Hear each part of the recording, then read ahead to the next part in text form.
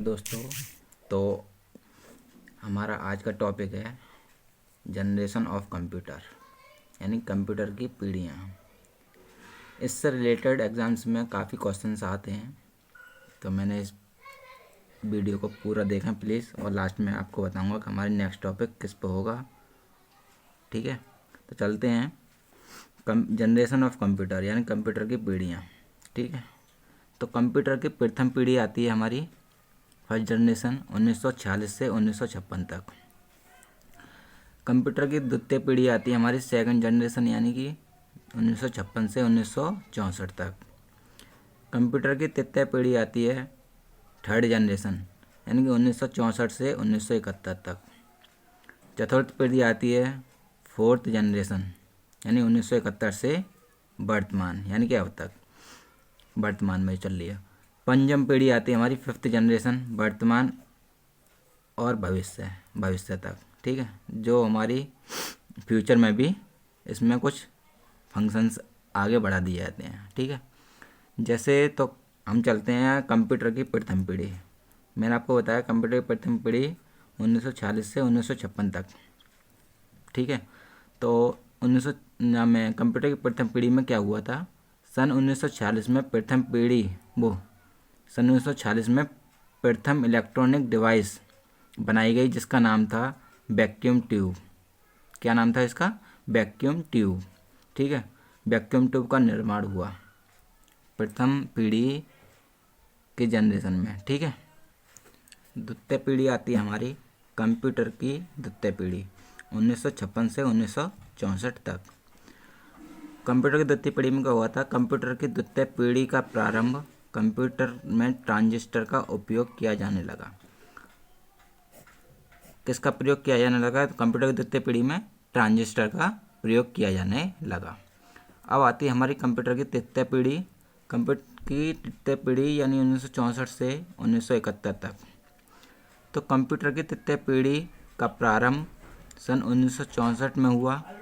इस पीढ़ी में कंप्यूटर को इंटीग्रेटेड सर्किट यानी कि आईसी का निर्माण हुआ और इसका आविष्कार टेक्सास इंस्ट्रूमेंट कंपनी के जैक किल्बी ने किया था। तो क्या हुआ था, कंप्यूटर की तृतीय पीढ़ी 1964 से 1971 तक। कंप्यूटर की तृतीय पीढ़ी में किसका प्रारंभ हुआ? 1964 में प्रारंभ हुई और इस पीढ़ी के कंप्यूटर को आईसी यानी कि इंटीग्रेटेड सर्किट प्रदान किया गया। इसके द्वारा इसका आविष्कार किसने किया था? टेक्सास इंस्ट्रूमेंट कंपनी के जैक किल्बी ने किया था। अब आती है हमारी कंप्यूटर की चतुर्थ पीढ़ी यानी कंप्यूटर की चतुर्थ पीढ़ी यानी कि फोर्थ जनरेशन।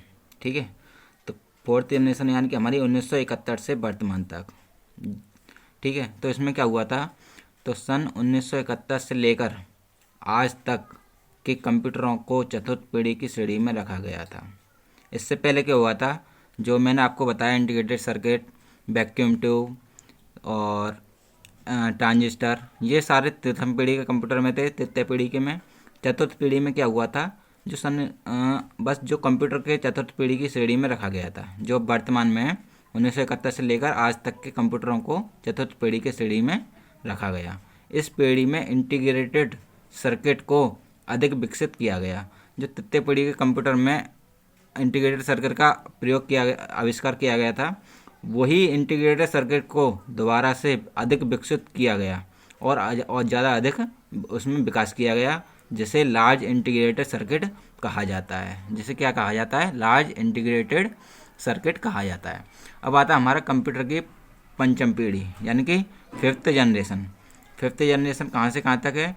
फिफ्थ जनरेशन है हमारी वर्तमान से भविष्य तक। इस पीढ़ी के कंप्यूटरों की कार्य करने की गति, क्षमता और प्रोसेसिंग, स्मृति आदि में अभूतपूर्व परिवर्तन हो गए हैं। इस पीढ़ी के कंप्यूटर क्या थे? गति में परिवर्तन हुआ, प्रोसेसिंग में परिवर्तन हुआ, उसकी क्षमता यानी कैपेसिटी में परिवर्तन हुआ, स्मृति में परिवर्तन हुआ और आदि जैसे अभूतपूर्व परिवर्तन हो गया। ठीक है, तथा कंप्यूटर वैज्ञानिक